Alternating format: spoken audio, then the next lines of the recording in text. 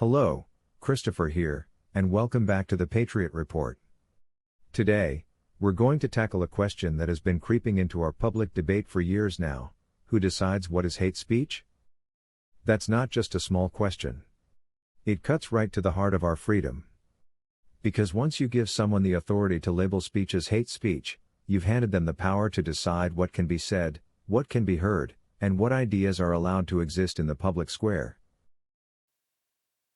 That's horrific. It's free speech, but you shouldn't be employed anywhere if you're going to say that. And employers, you have an obligation to get rid of people. You need to look at people who are saying horrible things, and they shouldn't be working with you. Businesses cannot discriminate. If you want to go in and print posters with Charlie's pictures on them for a vigil, you have to let them do that. We can prosecute you for that. I have Harmeet Dillon right now in our civil rights unit looking at that immediately, that Office Depot had done that. We're looking at that. But now, let me be clear. Words can sting. Words can be cruel. Words can hurt. But in a free society, when facts are presented in a clear way, no matter how uncomfortable they make someone look, that is not hate speech. That is truth-telling. And truth-telling, even when it's unpopular, is essential to liberty. Here's the thing: if someone cannot handle criticism, or if they believe the answer to being challenged is to silence the challenger, then they don't belong in public office. Because leadership is not about surrounding yourself with yes men. Leadership is about facing the hard questions, listening to the tough feedback, and respecting the people's right to speak, even when they disagree with you. When a politician or a government tries to silence critics, let's call it what it really is: dictatorship. Here's a clip of Attorney General Bondi stating that those who say things that the administration find hateful, that those people should be dealt with. Now, I'll share a little of my own journey. Since I began running for office, I've been criticized. I've been called all sorts of things, some of them funny, some of them false, and some of them not suitable to repeat in front of a general audience. But here's the point: that's part of the deal. If you step into the public square, you're going to get pushed around verbally. People are going to test you. Some are going to insult you. And yes, some are going to cross lines. That's life in politics. But despite all that, I still stand firmly in support of the First Amendment. Now let's clear up something important. Sometimes, people confuse what's happening on a personal page or a private platform with what the government is allowed to do. On my personal page, I've asked people to refrain from foul language. Why? Because I want respectful conversations. That's me exercising my right to set standards in my own space. But that's not the same as the government telling you what you can or cannot say. If the government tried to control every word, every post, every opinion, then we'd lose freedom itself.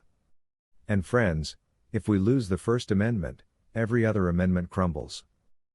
Think about it. The founders knew that freedom of speech wasn't always going to be comfortable. They didn't write the First Amendment to protect popular ideas that everyone already agrees with. Popular speech doesn't need protection.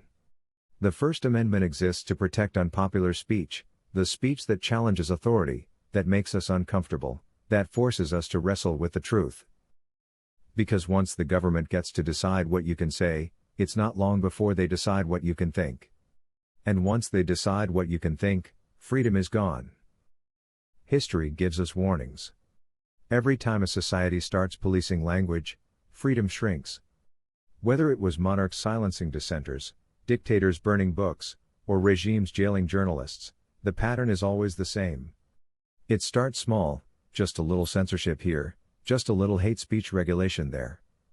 And then suddenly, you're not free to question the people in power. That's why our founders made the First Amendment first. Because they knew that once speech is lost, everything else follows. Where do we go from here?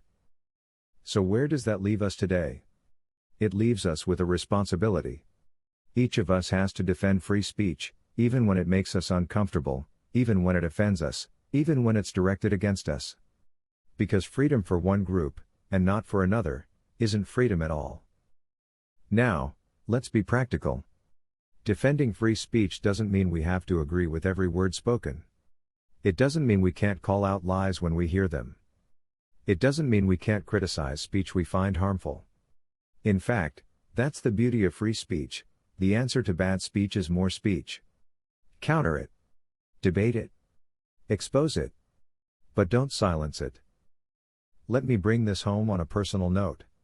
To those who've criticized me, insulted me, or tried to label me, I'll tell you this: you still have the right to say it. I may disagree. I may respond. I may even block you from my personal page if you cross certain lines of civility. But I will not, and I cannot, support the government taking away your right to speak. Because the moment we allow that, none of us are safe. Not you. Not me. Not anyone. So if you're listening today and you find yourself tempted to cheer when the government censors your political opponent, stop. Think again. Because the tool used against your opponent today can and will be used against you tomorrow. If you truly value freedom, then you must value it even for those you disagree with most. That is the test of principle. That is the test of constitutionalism. So let's remember this: the First Amendment is not just words on paper. It's the beating heart of the American Republic. It's the guarantee that we, the people, not the government, decide what ideas will rise or fall in the public square. Thank you for watching, and as always, stay informed, stay free.